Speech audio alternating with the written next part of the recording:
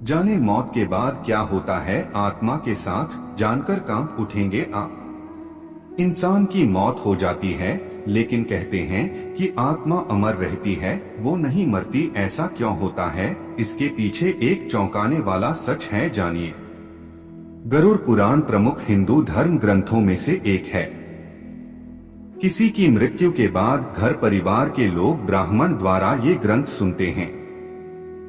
इस पुराण में भगवान विष्णु ने अपने वाहन गरुड़ को मृत्यु से संबंधित अनेक गुप्त बातें बताई हैं। मृत्यु के बाद जीवात्मा यमलोक तक किस प्रकार जाती है, इसका विस्तृत वर्णन गरुड़ पुराण में बताया गया है। वीडियो में आगे बढ़ने से पहले हमारे YouTube चैनल जीवन ज्ञान संगम को लाइक सब्सक्राइब करें और कमेंट में जय श्री राम लिख दें। आपका कल्याण ही कल्याण होगा। आज हम आपको गरुड़ पुराण में लिखी कुछ ऐसी ही खास व रोचक बातें बता रहे हैं। गरुड़ पुराण के अनुसार जिस मनुष्य की मृत्यु होने वाली होती है वह बोलना चाहता है, लेकिन बोल नहीं पाता।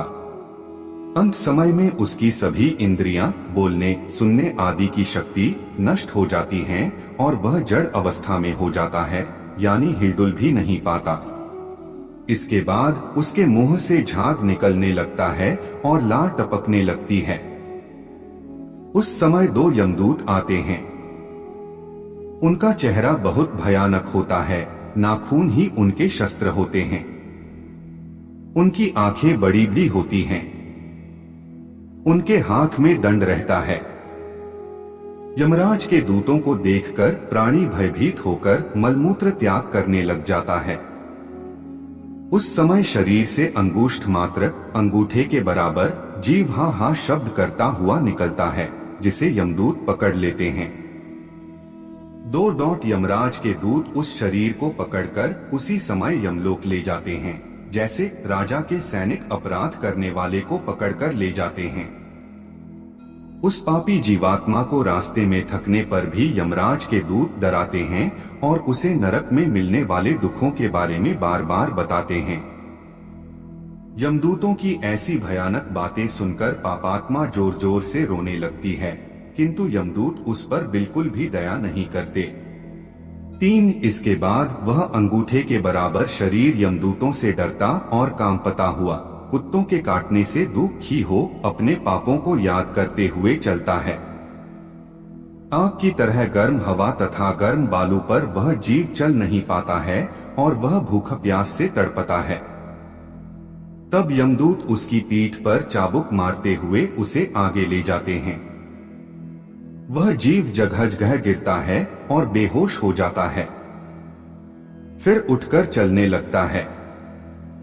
इस प्रकार यमदूत जीवात्मा को अंधकार वाले रास्ते से यमलोक ले जाते हैं।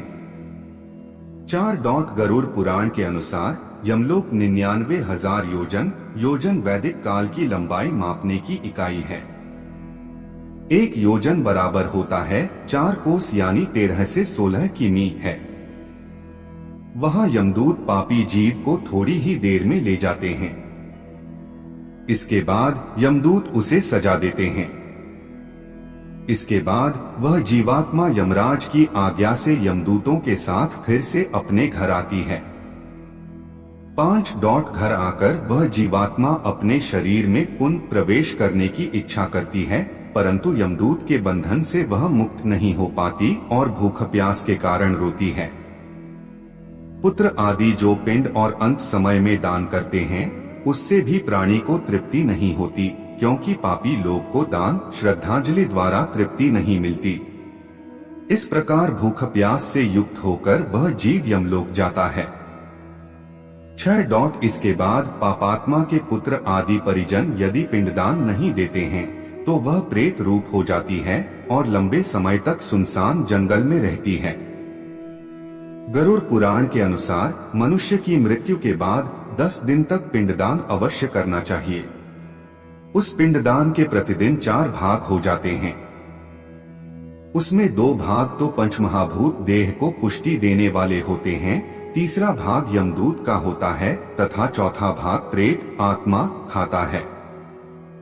9वें दिन पिंडदान करने से प्रेत आत्मा का शरीर बनता है 10वें दिन पिंडदान देने से उस शरीर को चलने की शक्ति प्राप्त होती है।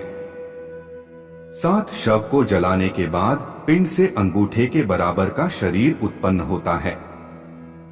वही यमलोक के मार्ग में शुभ फल को भोगता है।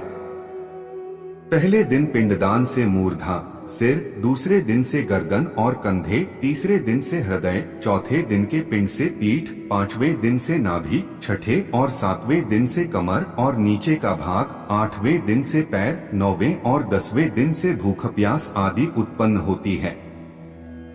ऐसे पिंड शरीर को धारण कर भूख प्यास से व्याकुल प्रेत 11वें और 12वें दिन का भोजन करता है। 8 यमदूतों द्वारा 13वें दिन प्रेत आत्मा को बंदर की तरह पकड़ लिया जाता है। इसके बाद वह प्रेत भूख प्यास से तड़पता हुआ यमलोक अकेला ही जाता है। यमलोक तक पहुंचने का रास्ता वैतरणी नदी को छोड़कर 86,000 योजन है। 47 दिन लगातार चलकर आत्मा यमलोक पहुंचती है।